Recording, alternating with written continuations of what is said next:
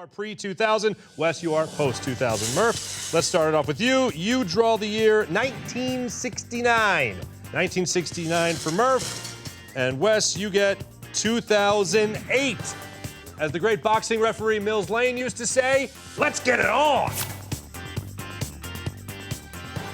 The year 1969 started off with a bang. It featured the Baltimore Colts and the New York Jets in Super Bowl III. Now, prior to that game, Jets quarterback Joe Namath had the gall to tell the assembled media that he guaranteed the Jets would win the football game. Now, Greatest Sports Legends host Michael Jordan spoke with Don Maynard, the great receiver of the Jets, about that prediction. Joe made the comment a little bit out to the news media, and his comment kind of stuck. And then after he said, we guarantee it, well, we knew we was on the spot, and we just kind of had to win, you know. Well, the Jets proved Namath right by beating the Colts 16-7, and even more significant, they brought legitimacy to the AFL. So there you go, Wes. Your turn.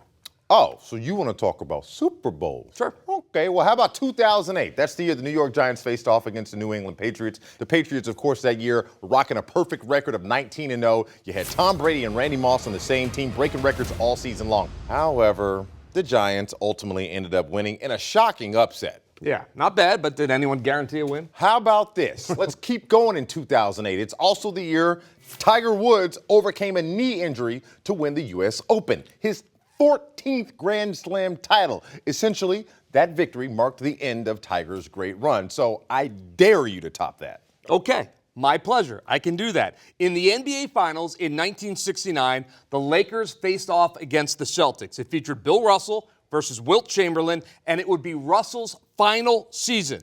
The series went to 7 games, and in the fourth quarter of that game, Chamberlain began limping around and had to ask out of the game. Wilt sat out for the rest of the game, and the Celtics won.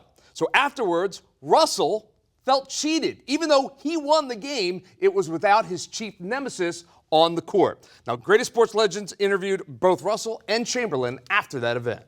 Bill Russell, after the game, which turned out to be his last game, his final game in the NBA, said that the only way you could come out of that game was with a broken leg. And some of his comments did put a strain on the friendship that the two of you had, didn't it?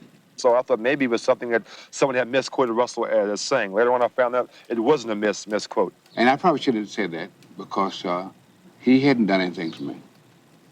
But I'm too hard-headed to apologize, so that's the way it goes. And I felt as though Russell should explain it to me, which he never has, and we've never talked since. So this had it all. The last NBA championship for Bill Russell, the last time Russell and Chamberlain went face-to-face, and a controversy that would become part of basketball lore. Wes, I kind of feel sorry for you having to follow that. Good luck. You are so evil. You picked the year that the Lakers lost. You knew this was going to mess with me. But anyway, spare me the pity, Murph.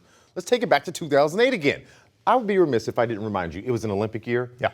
And at the Summer Olympics, the Jamaican, Usain Bolt, won the gold medal in both the 100 and the 200 meters, and he broke both world records in the process, smiling as he crossed the finish line. All right, well, how about this one? In 1969, the Miracle Mets upset the highly favored Baltimore Orioles. The Mets that year proved that once a team makes the playoffs in baseball, anything can happen. So, Wes, I ask you again, do you have anything else?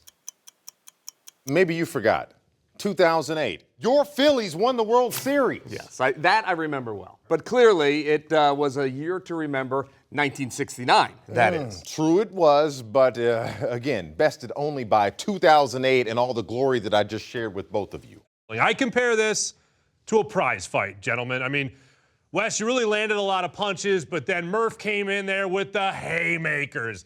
I mean, he brought up the Lakers series, then he went on to bring up the New York Jets, winning the Super Bowl, what made the AFL and really football what we know today.